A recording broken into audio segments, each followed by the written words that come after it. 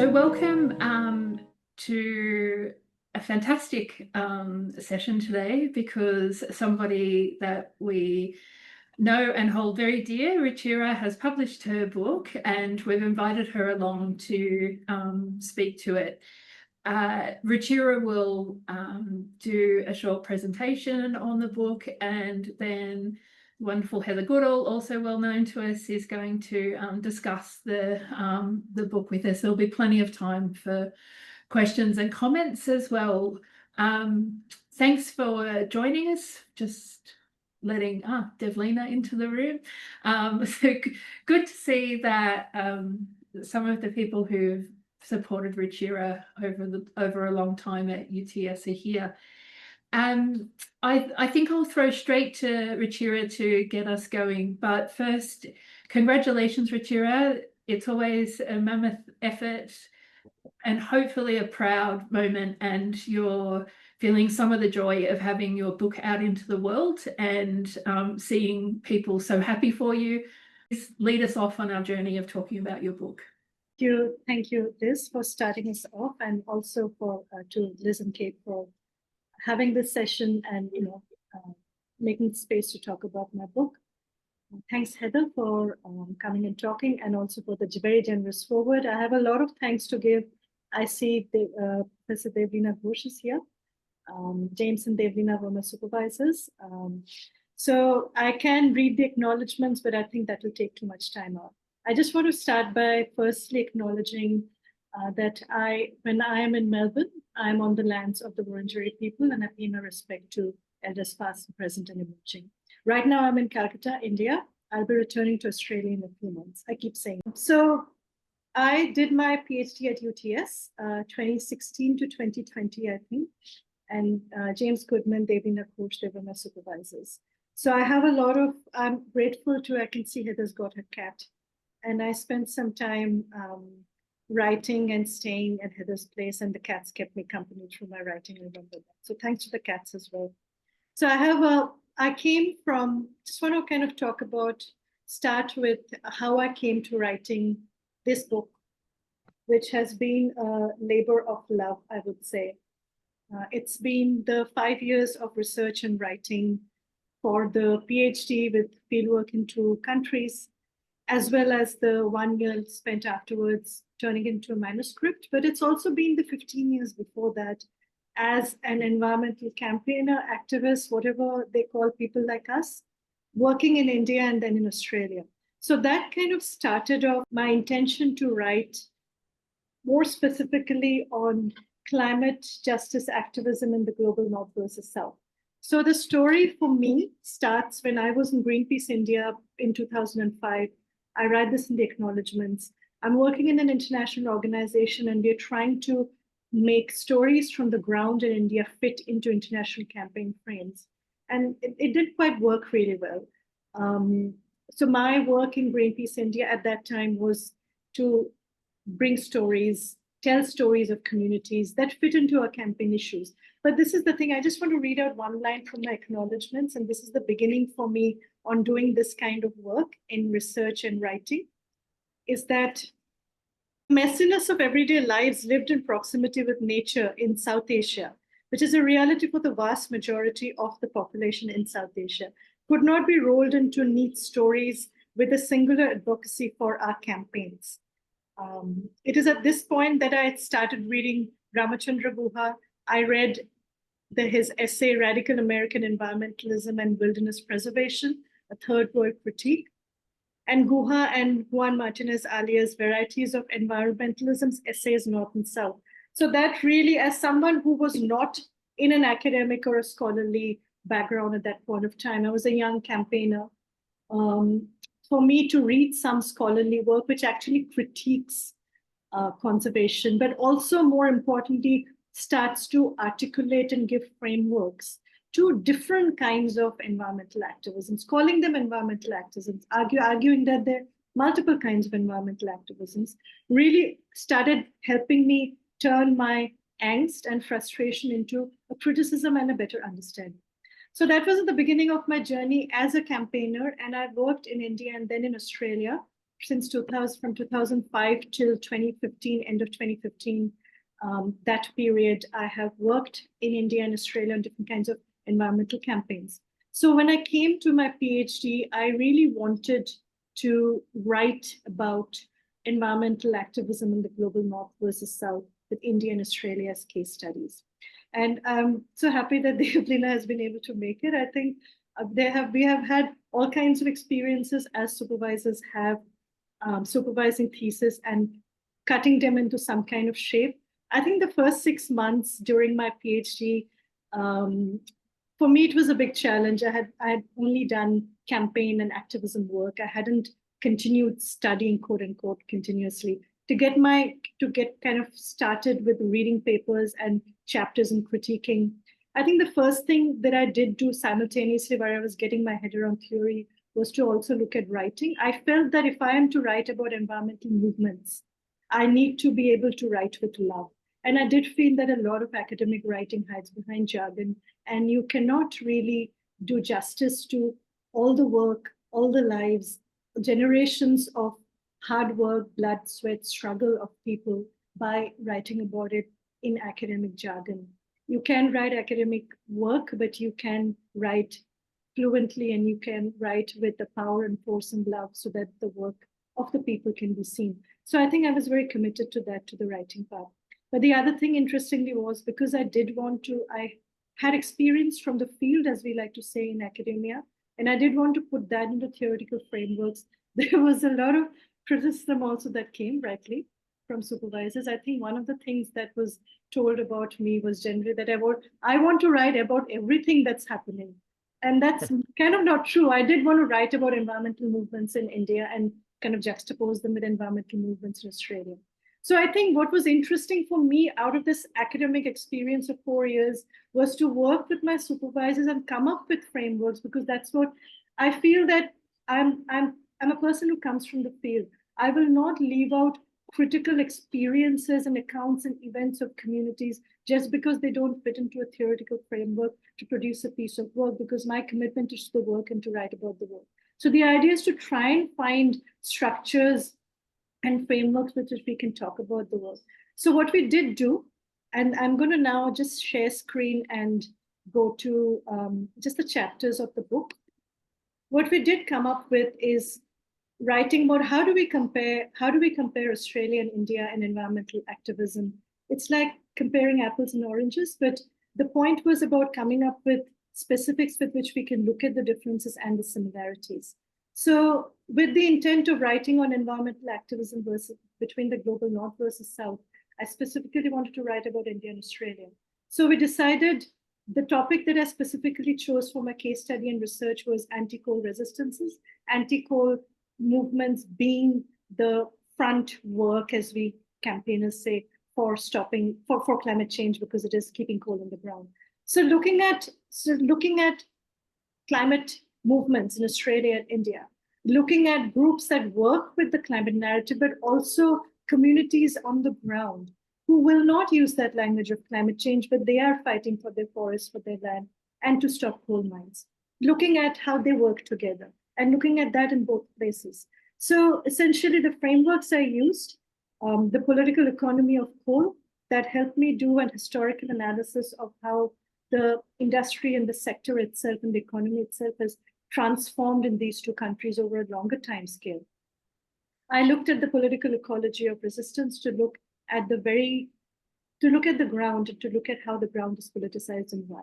In Australia, I looked specifically at the history at the turn of environmentalism from before the climate change era to the current era. I'll just show you the questions I asked. And in India, and also distinctly at the land rights movement, indigenous land rights movement, occurring as a separate stream, and then points where campaigns and environmental activists worked with land rights issues and looking at the conjunction. So the questions I had for my thesis, based on which I shaped the structures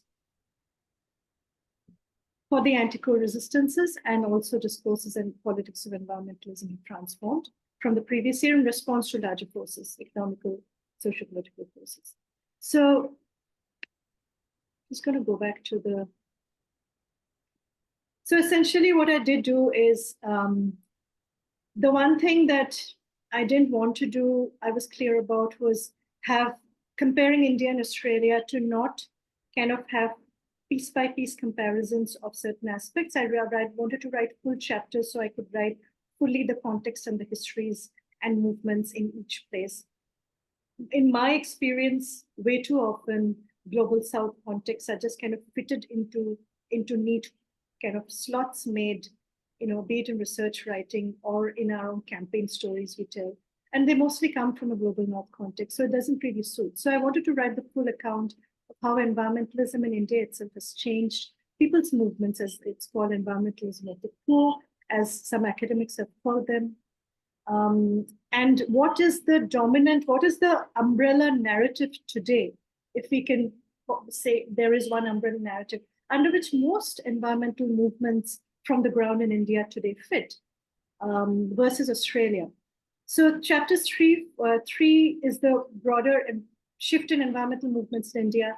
Chapter 4 specifically looking at the politics of coal related to my case study, looking at the national politics, the state level politics, and particularly how that affected this case study of the Mahan coal mine in central India, where a community, indigenous, non-indigenous, forest-dwelling community of 12 villages were going to be directly impacted by a coal mine. They worked in collaboration with Greenpeace. So from the ground up to the international level, the politics of that case study.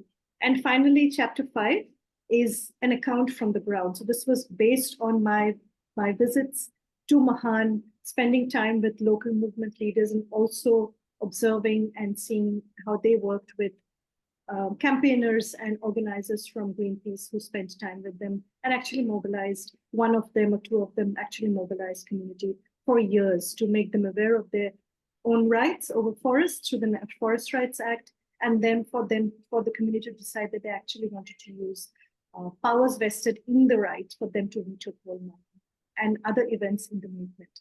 So similarly, the Australian chapters, my case study was the Adani Carmichael coal mine, which has been probably the most controversial coal mine, and its politics has been the most controversial in recent times in Australia. And looking at the movement, Stop Adani movement, the resistance of the Wangan and Jagalan traditional owners and the farmers. But each of these have historical lines drawn and connected. With the Stop Adani movement, I first look at how has environmentalism transformed in Australia from an earlier conservation narrative and ethic and approach to now most movements and most campaigns being about climate change, that being like the umbrella narrative. And the politics of the Adani coal mine from the national right down to the ground level, and the different resistances, the Wangan and Jagalingu's campaign for their sovereign rights, human rights, land rights, and the Stop Adani campaign and the farmers' activism. The final chapter, which is where I draw it all together, which is also my final question, and in fact, something that I've started out with in the very beginning about how do we think and write about the differences between climate activism in the global North versus South, and how can we work in solidarity? So this question is also important with the work I do currently. The project I started after my PhD, Sapna South Asian Climate Solidarity. We're based in Australia, focus on South Asia, and one of the main approaches is to be able to understand fully the context on the ground, because to work in solidarity, you need to be in the shoes of the people and the communities that you want to work in solidarity. So this is roughly the overview of what I wrote about. I just want to share a couple of things from the final chapter and then pass on to Heather. So one of the things that did come up, this came up to a much lesser extent in Australia, but it came up to a much bigger extent in India. I've spoken about roughly the structures of the chapters. One of the things that was very clear with the research and writing and talking to the interviews with people at different levels in India, how has environmental activism changed from the 1970s and 80s and early 90s to after that? So the Indian economy opened up, neoliberalism, kind of in the economy, started out in a phased manner from the 1990s. The coal sector in India started getting privatized much later from the 2000s, and it's been quite rapid after that. Essentially, this is a very important difference because in the pre-neoliberal era, there weren't rights legislations in India. All of them did come in the neoliberal era itself. At the same time, extraction increased. So there is a conflict, and this conflict we know all too well in Australia. There's a conflict between the right of extract, the need to extract, the justification to extract, coal mining, other kinds of resource mining. A lot of it is concentrated in central India, where forests are, which is also resource rich. There are resources under the ground, which is also home to a large indigenous Adivasi population of India who live on the land. So the forests are theirs. And the Forest Rights Act, which is comparable to the native title in intent, which came in 2006, gives communities the right to be able to claim their individual and community forest land. So then you can veto mining on your land. You can determine what will happen on your land. Now, while the rights legislations have come in and communities that have heard about them have started using them and claiming rights, the other thing that's happened, and particularly from 2014, what has happened is that there's been a crackdown on civil society. And I think you know about this. There has been, from 2014, when there was a change of government in India, we have had a significant crackdown on environmental organizations on rights-based, human rights-based work. We know that certain international organizations don't operate in India anymore after that. So what has happened? So when I was doing my research and I was looking at the period between 2010 to 2018, looking at the politics of coal in Australia and India, looking at movements, I had to look at this part as well. So in Mahan, the story is slightly different from that of the Adani coal mine, in that at that point of time, the Mahan coal mine was stopped. The nitty-gritties of why and how that was stopped is in the book, and we won't have time to get into that. But what began, the Mahan coal mine was stopped in 2014, but what started after that was a systematic crackdown on organizations, including Greenpeace, because of the focus of working on coal and wanting to stop coal, because coal is linked in the narrative to national security. So you are working against national security for working on coal. Also, to be able to talk about the violation of indigenous rights in India, kind of outside in communities and forums and things like that, government took certain actions to stop that. There are a lot of details in my book, and there's a lot of information out there also about an activist having been stopped from going to the UK to present about the violation of indigenous rights in central India, and her passport being taken away and so on and so forth. No fly stamping put on her passport. So that was a certain time. So the thing about looking at this coal resistance also meant looking at the state response to it, which brings it into a terrain of researching the risky environment. Maybe I am not at risk, but people who are being talked about and written about are. So that I will leave this to the questions phase about how you navigate this, because I think it's too much to get into the detail of that. But this was half the work to write about in India. In Australia, the risk was not to the extent like in India, but still there were. Laws were being changed, activists working to blockade were targeted, so on and so forth.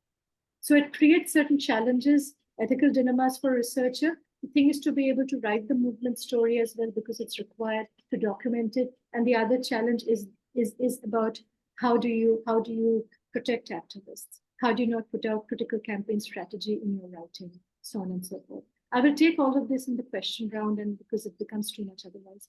I just want to leave with you with 2 points from my final chapter before passing on to Heather, is that, so reading Ramachandra Guha and Juan Martinez earlier, good 18 years before I write the last chapter and actually readapt it before the manuscript, this whole point about varieties of climate justice, it's a simple phrase, but it means varieties of environmentalism, essays north and south. So varieties of climate justice, the whole purpose of writing this book was to be able to delineate the differences between the ground and the global north and the global south context. So now that we are in the climate era, international groups, local groups, so on and so forth, are working on the climate change issue.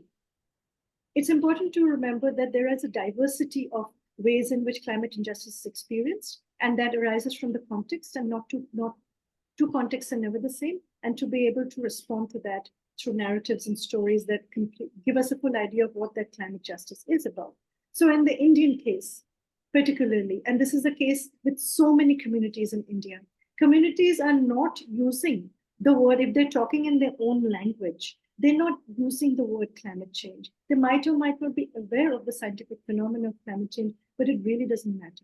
They do face the impacts on a daily basis. And then those who are on the front lines of coal extraction, like the community in Mahan, there's a double risk of also losing your land, livelihoods, and forests to fossil fuel extraction. So in the Australian context, even the indigenous movement, the Wamid and Jagalingou, did articulate climate change, did use the climate change narrative for their work, as and when it gave them a stronger case to make. And other times it was about determination and sovereignty. But in India, they did not. And those are differences that are vitally important to remember, because the interlocutor is a person who is connecting these dots between the ground and the international context of telling a story. Now, I have found that a lot of researchers working on climate justice, writing about climate justice, take a certain positionality. In my experience, they're mostly sitting in universities, doing fantastic work, but in the global north, and they're looking at different places with a highly ethical lens, as you need to. What they don't understand is, without an interlocutor, a lot of stories that are so local and so on the ground never get connected to the international discourse or narrative or story or climate, and they're missed out. So the role, and they do criticize interlocutors. There's a lot that an interlocutor who's translating between the ground and the international context, there's a lot they can get wrong. There's a lot of responsibility they have. But this role is vital. In the case of Mahan, Greenpeace was tying the story of community resistance to forests, forest rights, to the international story of climate change. And without that international, that story would not have known, and those dots would not have been joined between what does a community who are keeping their trees and their forest patch alive and they're resisting coal, what does that have to do with the climate story? And in many other places also, without even that kind of an obvious connection between stopping coal, many other things that groups are doing on the ground, how does it tie with the international story? So Naomi Klein in 2014, and This Changes Everything, writes about the role of the climate justice activist is to pull the many threads. The role of the interlocutor from the global south is also to translate the many contexts and do that right, so that you do not do injustice to the many different contexts that exist and are jostling for space visibility. So these are some of the recommendations that I have at the end of the book towards environmental campaigns and movements in terms of formulating narratives on the just transition, because what I find is I have come a full circle with this book. 20 years ago, I started with the question of I really want to write for fellow activists about the difference between activism in the global north versus south. When I finish writing this book and it gets published, I'm at a point where I see all the mistakes, a lot of the mistakes of fossil fuel extraction are being repeated with renewable extraction and extractive projects displacing people from their lands or taking land. So the questions that I ask for the book are equally applicable in many ways to a transition and to the new economy of renewable extraction.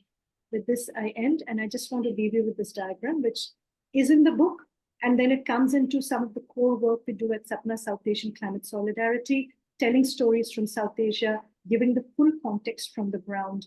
Although the environment movement in Australia constantly asks, why does SAPNA tell stories? What do you do with that? And recently, the funding we were getting has also stopped. So it just shows that funders are not really invested in that kind of work, and it will take a long time for that mindset to shift. When you go to the ground and you ask people about what is it that they need and they require, they're not talking about stopping coal and starting renewables, which is a singular narrative that we use to campaign in the environmental movement. They are talking about all of these. I'm just going to show you this picture. The bottom right-hand corner, people are standing under a mahua tree, which is like the lifeline in central India. From that tree, they harvest the fruits and flowers and they sell for medicines and other things, and that's their forest economy livelihood. Under it, they stand with the banner which says democracy, long live democracy, democracy Zindabad. This is at the height of also the crackdown on movement, and which happened even at the local level. and also violation of their forest rights. And when they signed a referendum against mining that was forged by local company and administration people, and the environment minister approved a forged referendum and said yes to mining. So essentially, those are the narratives that come up from the ground. And this research is also applicable for an extractive renewable economy, particularly looking also at what's going on in South Asia. Many thanks, Ruchira. It's a wonderful overview of your book. Let's get Heather to weigh in with some comments, and then we'll open it up for questions. So get thinking about what you might want to probe a bit deeper with Ruchira on in the content. But thanks for joining us, Heather, and I'll just hand over to you. Thank you. Look, I'm really pleased to be able to talk about this book and to talk about Ruchira's work, as well as to talk about the overall questions about how we think about environmental justice here. So it's great that that this book is out and circulating. And for those of you who haven't read it yet, I think it's really important to recognize and to realize that it's all of the Ruchira's concerns about engaging theoretical work with activism have drawn her into a great writing space. This is a really accessible book, which brings to us an important insight into the way climate justice, climate campaigns actually work. And I think we can learn by looking at the specifics of these two quite similar but also different examples. We can learn a lot about the way our campaigns to try and make the world, the climate better for all of us, need to think about justice, because if justice is not the outcome of the way we're working, then we haven't succeeded. And I think the book is really important in doing that, and it does it in a really accessible way. It brings together the theoretical perspectives that Ruchira has very humbly explained that weren't part of her earlier work, with the very clear engagement with local communities, which absolutely have been her work. And I think we can learn both from the Indian and the Australian examples about the ways in which our overall campaigning for justice and for climate defence need to be engaged together, that we need to be thinking about the ways they come together. And that means thinking about local communities. I think the big principles about climate change, the science, needs to be engaged with the concerns of local communities. One of the things this book does, I think, is give us insights into the complexity of the challenges of the campaigning. And for the Galilee Basin, which I guess I know a little bit more about than Singrauli in Madhya Pradesh, the Galilee Basin has demanded the really difficult situations where First Nations people who have been dispossessed and physically abused, challenged, killed as they tried to defend their land, have had to think about building alliances with graziers, those very people who have dispossessed them, who have often physically abused them, and who have been responsible for stealing land, life, and community access. So the thinking about the ways in which people's interests have to be negotiated as they come together, and think about the ways that the extraction of fossil fuels can be intervened in, and the massive political and monetary power of the fossil fuel extraction companies can be countered. That can only be done with the sorts of alliances that are often very difficult and challenging for everyone, particularly for First Nations people who've suffered the most in this process of dispossession, but then who are often there's often appears to be short-term gains with bits of royalties here and little bits of cash incentives to compromise there. So the demands for thinking through the situations and for coming to compromises which may be uncomfortable and challenging in order to develop shared goals is a really important insight that Ruchira has brought to the way the Galilee Basin campaigns need to be considered and thought about. And I think there's an enormous amount to be learned, not only from that campaign, but about other campaigns in Australia, about the ways in which disparate and often conflicting groups have had to approach these very challenging compromises and negotiations with each other in order to reach an outcome which is just and which will recognize the dispossessions of the past, the conflicts, the pain, the losses, as well as building a better future for all of those involved. In Singrauli, in Madhya Pradesh, it's not necessarily been First Nations people and graziers, it's been environmentalists and the international world who has been convinced that it could still tell the campaigners and the citizens of the global South that that those of the global North knew best in what was going on. So it's been a challenge for both Adivasi, for First Nations people in India, to be able to sustain their demands for justice, for forest justice, and for the maintenance of the access not just to their livelihoods, but to the places of spiritual significance in the forest, in the face of the pressure from international and Indian elites, and for those climate campaigners who have been convinced that they had the right and the only way to do things.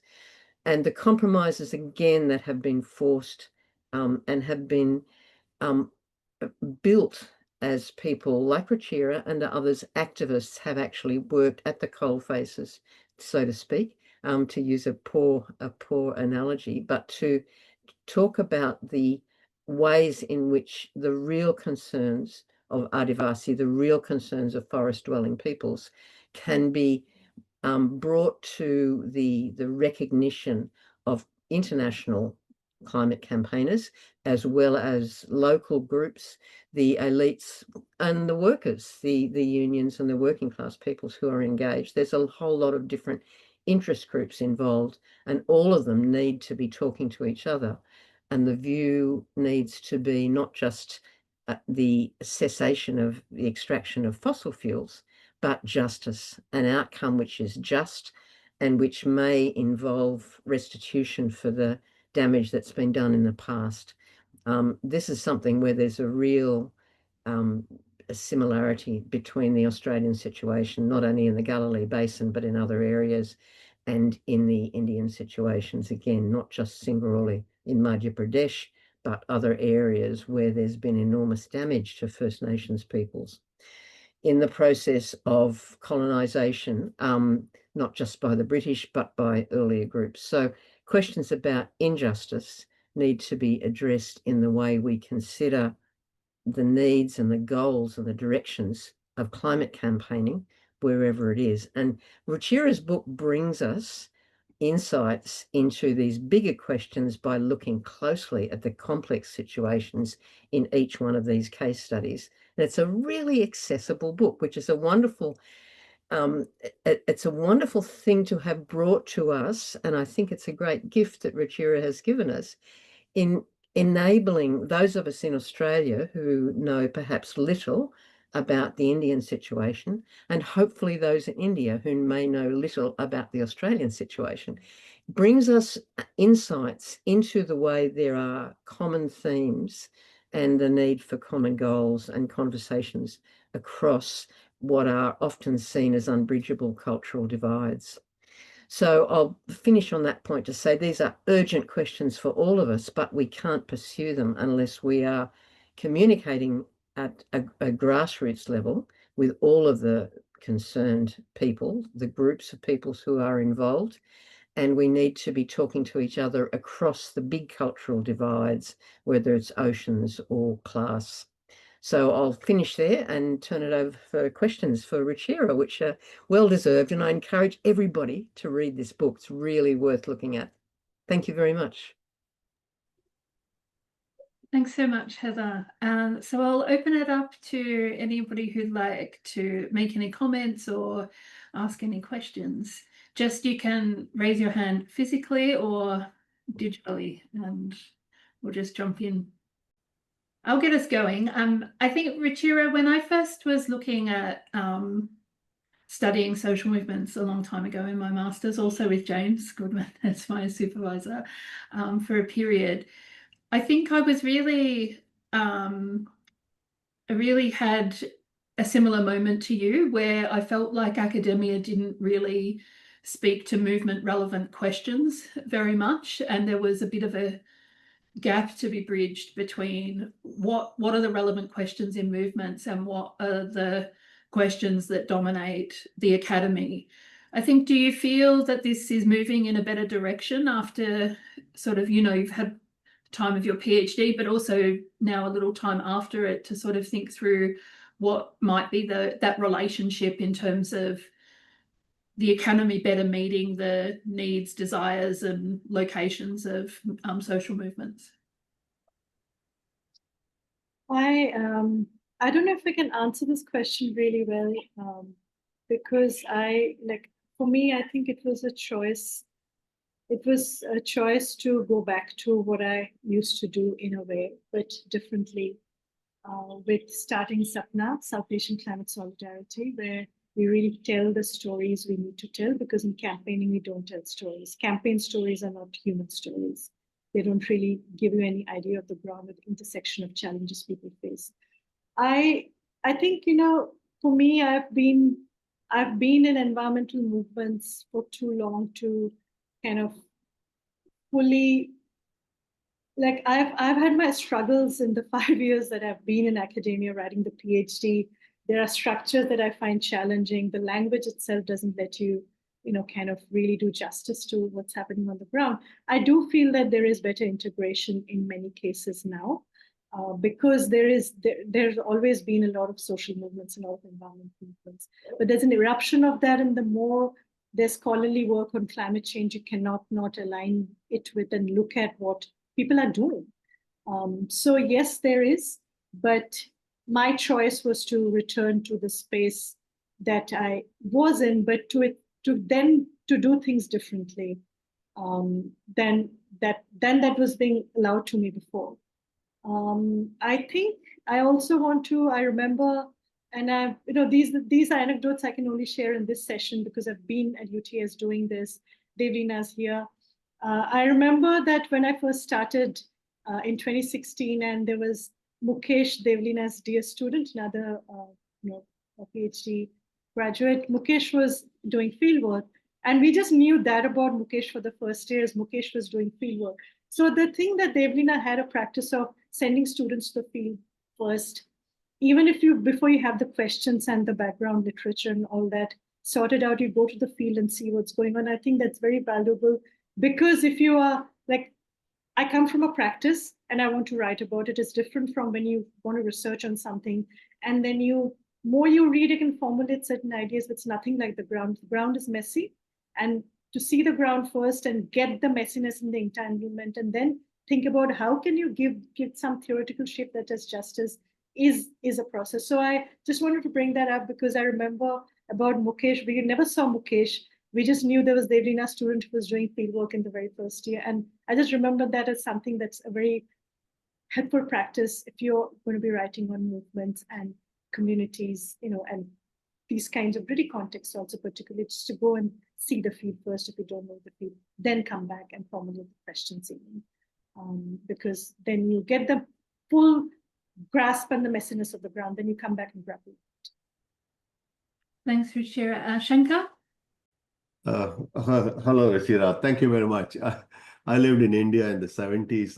There was not much activism against environmental issues in those days. I actually lived in Calcutta when the Naxalbari movement started, when the landlords were hung up in their fields. So I remember those days. But I think it's very interesting that India has woken up to the fact that there has to be something said again, and especially with the government imposing, being a bit more authoritative than what it was before.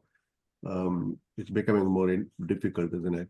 But one thing I would be very interested to read your book. And one of the things I wonder is when I saw that pictures of the people protesting from Madhya Pradesh, they were also saying that we want renewable energy, right? But there's also a lot of justice issues with renewable energy. If you read the work of Benjamin Sokul and others, they say that actually, while it is supposed to improve the climate, it also creates social justice issues. So I think sometimes while we try to move away from coal and try to do renewable, we also cause unintended consequences. Are there any movements in India that are, I know that there were some problems in Gujarat, but are there big movements in India against this kind of injustice and renewable energy as well? So I think, Devlina can also certainly please add your inputs here. First of all, it takes a long time for a movement to become big.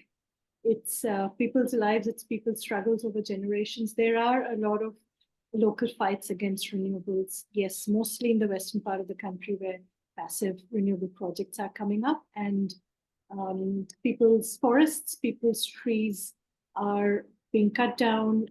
There's been a lot of community conservation related concerns over endangered species like the great Indian bustard. So no, it hasn't. There are no big movements. There have been evictions for renewable projects that's happened in Assam. There are not any big movements here. It takes a long time for big movements to come up. The current climate is also very difficult for movements to operate in. Movements have always been cracked down on, but there are new means of doing it now. And yeah, since after COVID, a lot of communities have really been grappling with the most fundamental questions of survival. So when we think of the question of big movements, we have to think that it takes a long time, a lot of struggle for them to develop. And this is an emergent space of injustice against renewables, also carbon offset projects, and taking community lands for corporate monocultures. So this is the new, like what I find from the research, as I said, is the findings are equally relevant for the extractive transition, for the extractive renewable economy, and so-called, as in climate campaign jargon, we call them climate solutions. So it is because what's coming from the ground is about how can people protect their rights, secure their livelihoods, and think about securing their futures with increasing climate variability. So I would, Devlina, if you have anything to add to this, and would just generally be really good to hear from you as well, because Okay, well, maybe you will jump to William for his question, but Devlina, prepare yourself because you will be called on. Yeah, hi. Yeah, thanks for the presentation about your book. Sorry, I'm a bit sick, so yeah, I'm glad I'm not in a room physically with anyone. But yeah, I feel like I'm a sort of 5 years. I'm doing my PhD fieldwork at the moment, and I'm doing it in Australia. And I also started off in activism and doing research now around environmental activism here. And I guess during my fieldwork, one of the things which came up for me, as a sort of offhand comment, was about this sort of relationship between India and Australia, but there's sort of a transnational flow of ideas around nonviolent direct action, and sort of rooting that in that Terania Creek 1970s countercultural protests, and saying, oh, actually heavily influenced by the Chipko movement in India, and the sort of then how that influenced like deep ecology and stuff in Australia. I wondered whether you came across these sort of kind of interesting other links between India and Australia, these other kind of flows of ideas that sort of shape in kind of complicated ways ideas of of environmental activism, and how it sort of influenced even tactics that have been deployed by Australian activists or Indian activists. And then I guess the other question which I wanted to ask was how your field work or how your research has really kind of influenced your environmental activism now. I guess I wanted to know a bit more about how you feel after having done this research. So yes, in my experience and from what I know, there's always been like ideas and concepts, kind of coming from India and the history of nonviolent direct action and, kind of the Gandhian era movements and many other movements which taken from that.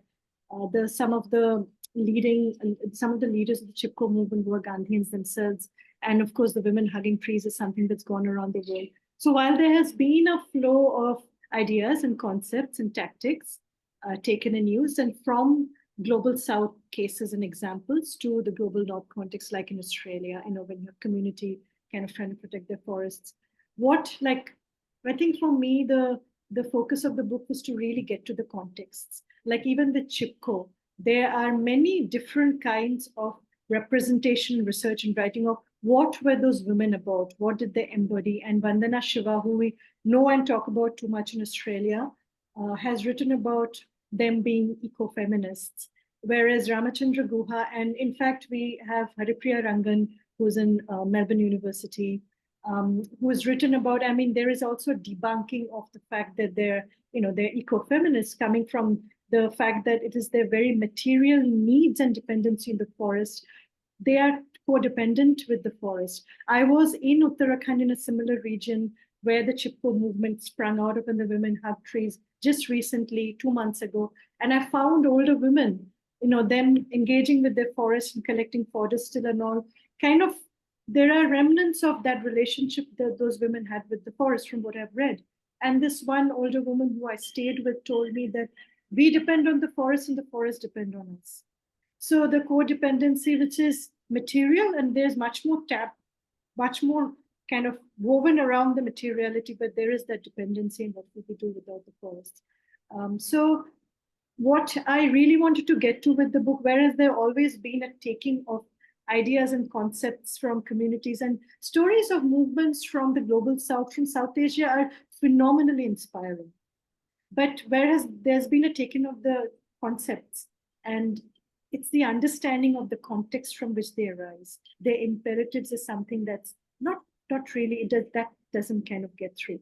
So my intent was that, because I have, in the 20 years that I've been in environmental campaigning, seen that it is the ground and the context in the global South that's not really understood.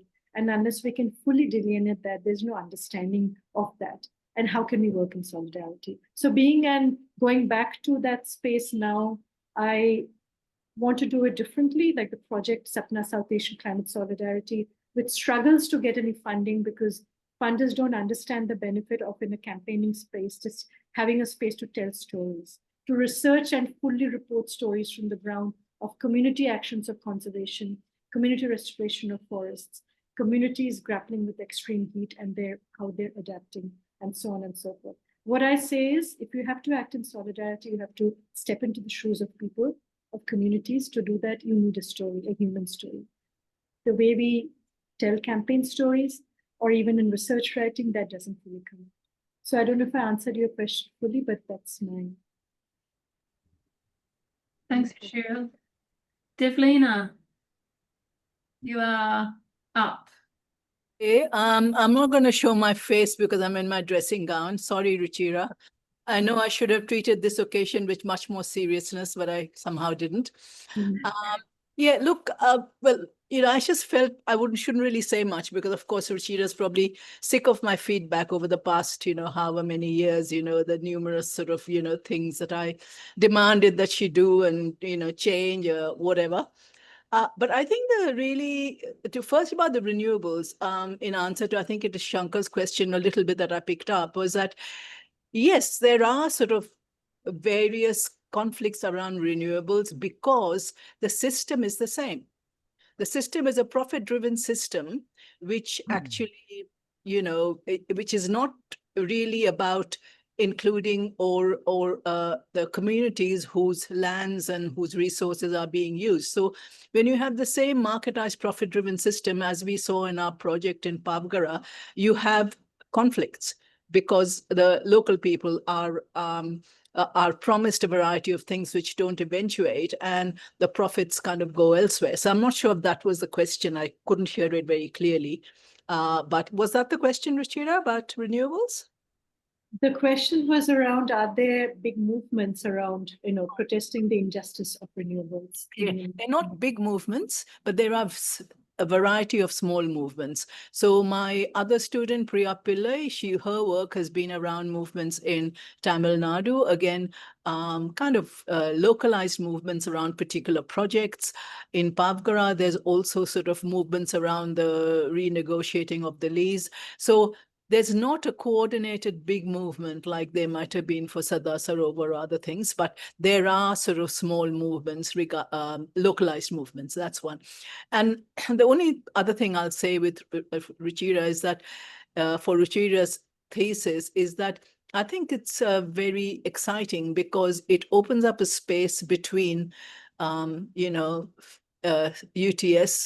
the Faculty of Communication is communicating really major issues to the public, if you like, and proper rigorous scholarly work.